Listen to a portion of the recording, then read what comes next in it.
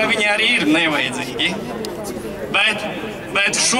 Bet kaut kādos 90. gadu sākumā viņi uztaisīja sevi, kā lai to plaisu likumā. Viņi mūs visus pataisīja pa vergiem.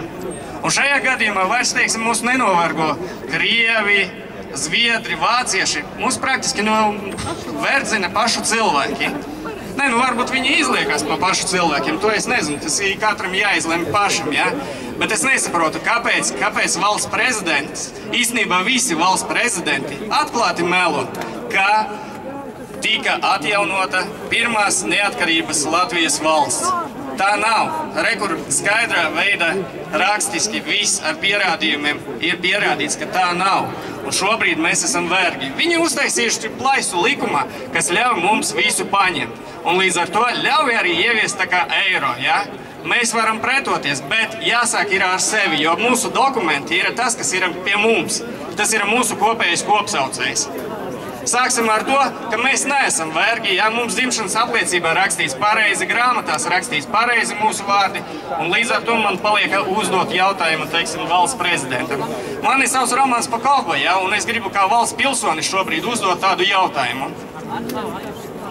Prezidentu kungs, jūs melojat par Latvijas pirmās neatkarības atjaunošanu tāpēc, ka nepārzinat Latvijas laiku kroniku, vai tāpēc, ka to nepārzina jūsu runas tekstu autori, jo citu jautājumu man vairāk nav.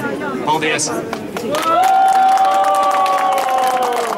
Roman, ir vēl viens jautājums, ko tu neesi uzdevis.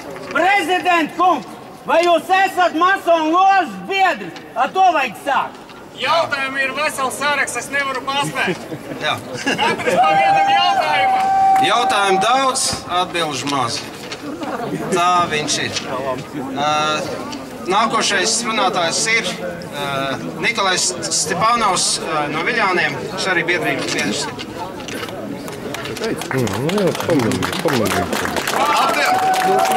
Labdien, drauги! Я хочу вам задать один вопрос. Нравится вам сегодня жить или не нравится?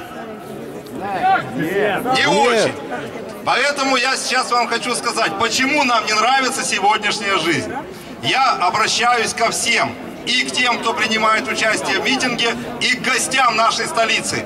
Потому что события, которые мы здесь обсуждаем, они проходят во всех странах. Во всех без исключения. В России, в Литве у наших друзей, в Беларуси, везде эти процессы идут. Преступные правительства, которые стоят во главах государств, каждый отдельно, выполняют единый план. Единый план. С этими преступниками, я надеюсь, что разберется народ. В Латвии разберется латвийский народ, в Литве литовский, а в России российский народ. Но не забывайте самого главного. Для того, чтобы нам прийти к победе, мы должны объединить свои усилия. Потому что не получится построить счастливую Латвию, когда вокруг будут несчастливые другие государства с продажными правительствами.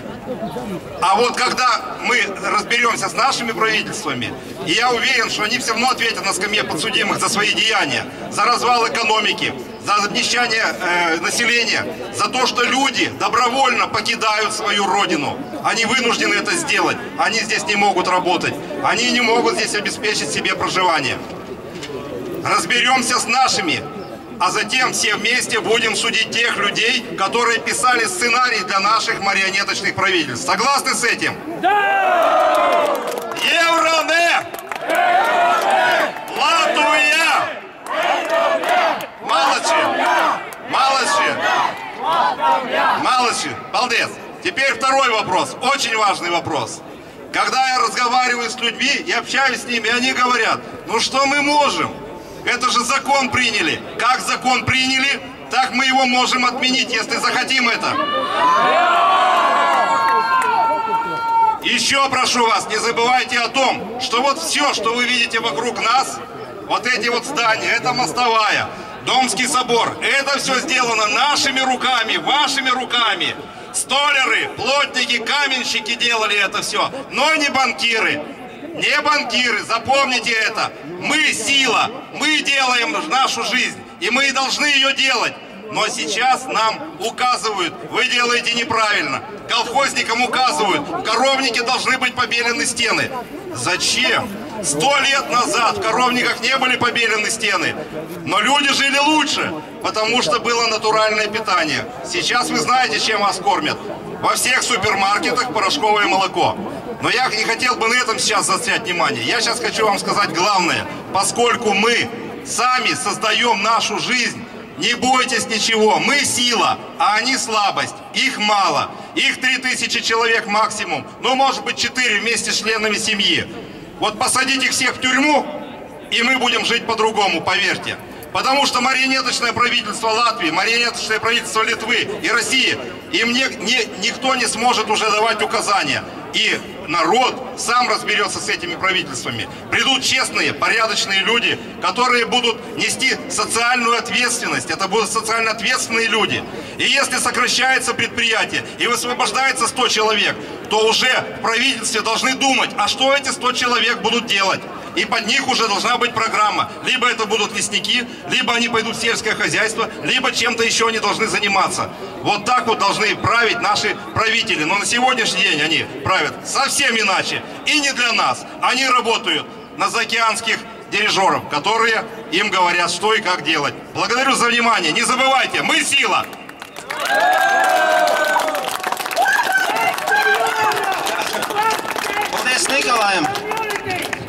Paldies Nikolajam, un tā tas ir. Antiglobālists Latvijā ne tikai rīko mītiņas un pikets. Mēs ļoti nopietni strādājam pašlaik pie nopietnas politiski-ekonomiskas programmas izveidošanas. Un mēs esam pilni apņēmības nākošais gads balotēties uz Saeimas vēlēšanām un maksimāli piepildīt šo programmu. Jā, protams.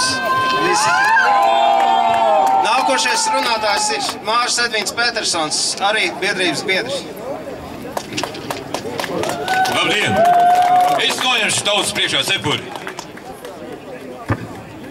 Mīļie, man ir ļoti daudz ko jums teikt. Bet laika ir tik maz, ka es nepaspējuši vienkārši. Ja? Bet tomēr vienu ļoti tādu būtību es tomēr pateikšu. Vakar tur tajā Alus dārzā es uzaicināju jaunas meitenes, kuras sēdēja pie Alus kausiem uz šo pasākumu. Un tur izvērsās maz diskusija. Un viena meitene teica, tu ko tu mani māci? Es esmu mācījusies ekonomikas augstskolā. Mums ieviesīs eiro un mums paliks labi. Ak tā, es neesmu mācījies ekonomikas augstskolās, bet es pateikšu tādu, mēģināšu izstāstīt īsis tādu vienkāršu lietu, kas apgāž mītu par valūtu. Pirmās Latvijas laikā Latvijas bija 100% noseks ar materiālo vērtību. Vai zeltā, vai naudā, vai jebkurā valotā, vai arī tas bija nekustamais rūpnīcas starpvaldu un tā tālāk. Viņš bija absolūti noseks. Bet nākot brīvai Latvijai tika pieņemti un mainīti Latvijas statūti uz likumu par Latvijas banku. Un šeit mūsu toreizais premjeras Godmanis, bankas prezidents Repše un Kehris ekonomikas ministrs. Viņi pieņēma sekojošu variantu, ka lata noseigums ir monetārs. Viņu nosēc sveša valūta. Kāda valūta? Dolārs. Tagad viņi saka, mēs to noņemam nost, tagad mums to noseiks eiro. Atgriežamies vēlreiz. Tātad lats ir noseiks ar kaut kādu papīru, tā? Atgriežamies pie pirmsākumiem. Kas ir dolārs?